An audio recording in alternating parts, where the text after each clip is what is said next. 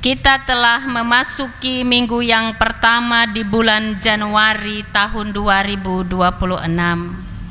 Dan sebagai orang-orang percaya, kita masih terus merasakan pemeliharaan kasih Tuhan dalam kehidupan kita sampai di hari ini.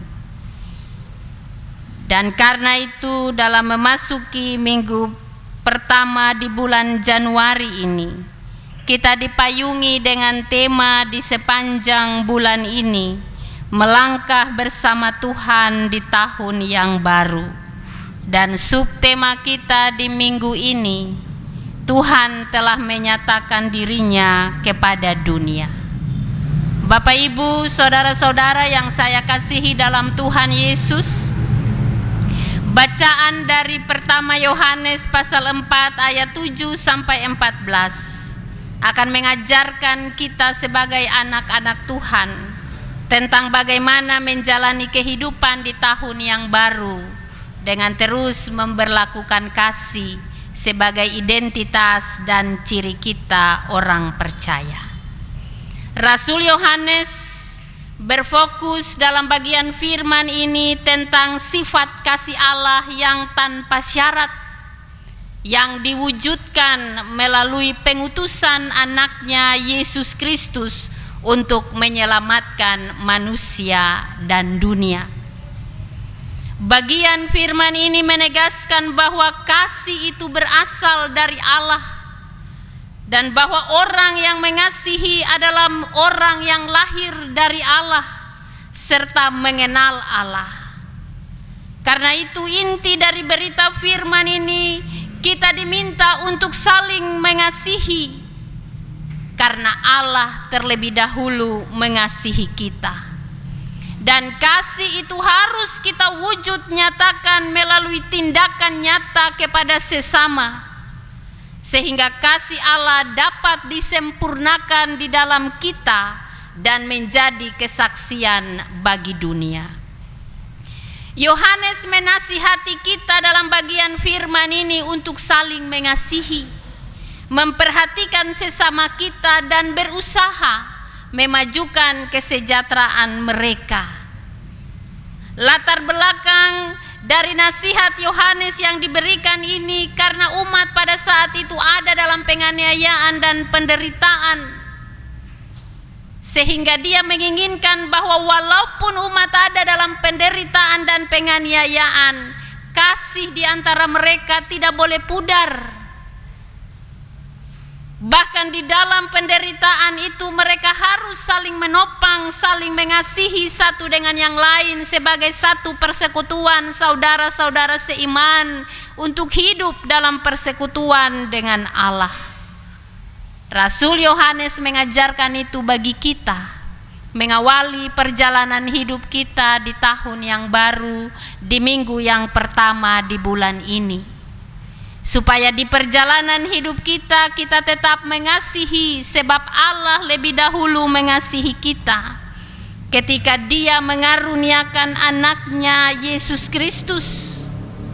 Dia rela menjadi manusia untuk menolong kita keluar dari dosa kita dan membawa kita kepada kehidupan yang kekal. Karena itu, kita diminta untuk mewujudkan kasih Allah itu dimanapun kita berada. Sebab Allah telah menunjukkan kasih-Nya yang besar, di mana Dia lebih mementingkan ciptaannya, menyelamatkan ciptaannya.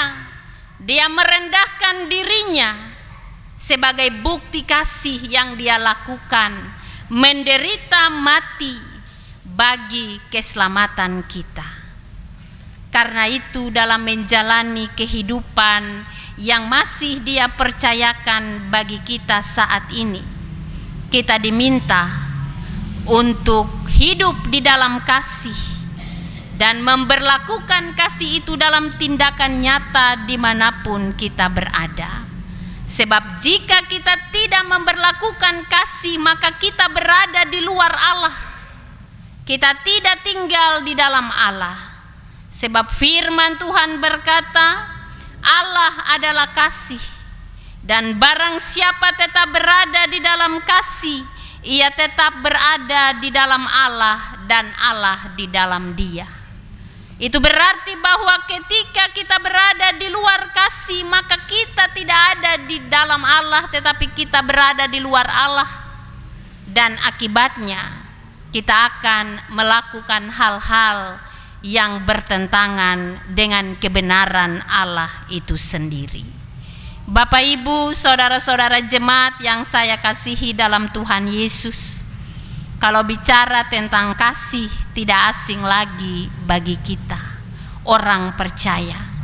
Sebab itu identitas kita, ciri kita sebagai orang Kristen.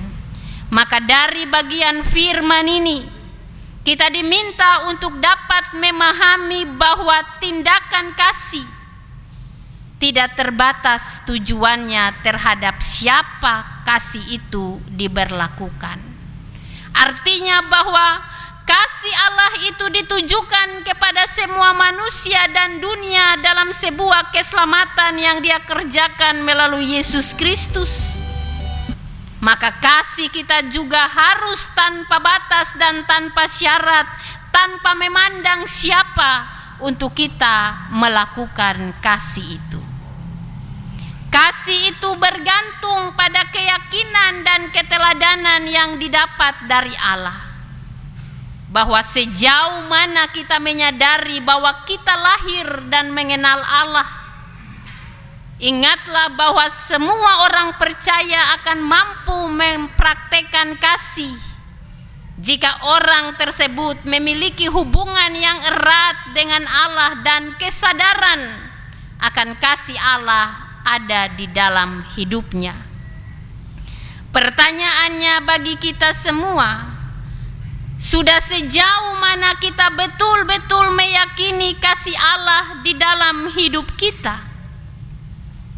Kasih adalah perbuatan baik,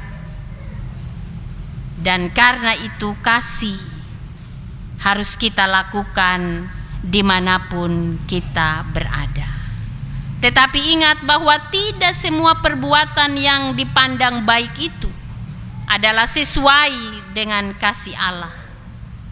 Perbuatan baik Allah yang mengaruniakan anaknya yang tunggal Yesus Kristus adalah puncak kasih yang sempurna yang Dia kerjakan bagi kita. Karena itu mari kita tetap belajar dari kasih Allah itu, meneladankan kasih itu dimanapun kita berada, supaya hidup kita akan tetap berkenan pada Tuhan.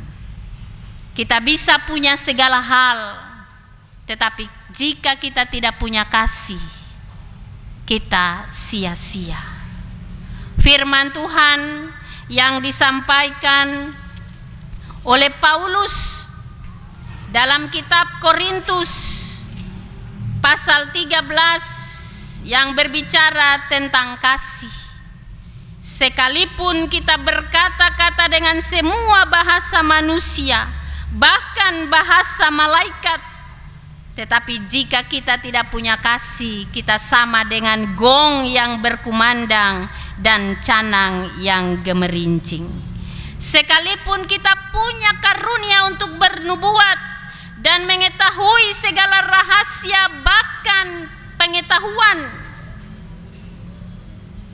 bahkan sekalipun kita memiliki iman yang sempurna untuk memindahkan gunung, tapi jika kita tidak mempunyai kasih, kita sama sekali tidak berguna. Iman, pengharapan, dan kasih, dan yang paling besar di antaranya ialah kasih. Itu berarti Bapak Ibu, betapa berharganya kehidupan kita jika kita hidup di dalam kasih dan menjadi pelaku kasih dalam tindakan yang nyata dimanapun kita berada. Mari kita memasuki minggu baru yang Tuhan anugerahkan di tahun yang baru ini. Dan terlebih khusus ketika di hari ini kita boleh merayakan perayaan Minggu Epifania, Minggu penampakan atau pemunculan Yesus. Dan sebagai anak-anak Tuhan, dalam perayaan Minggu Epifania ini, kita selalu menghadirkan Yesus, pembawa damai sejahtera itu dalam kehidupan kita. Rasul Yohanes memperkenalkan kasih Yesus yang luar biasa bagi dunia, bahkan bagi semua manusia. Untuk itu, sebagai orang-orang percaya yang telah menerima kasih karunia dari Allah, mari kita meresponnya, menjadikan hidup kita bermakna untuk hidup saling mengasihi satu dengan yang lain.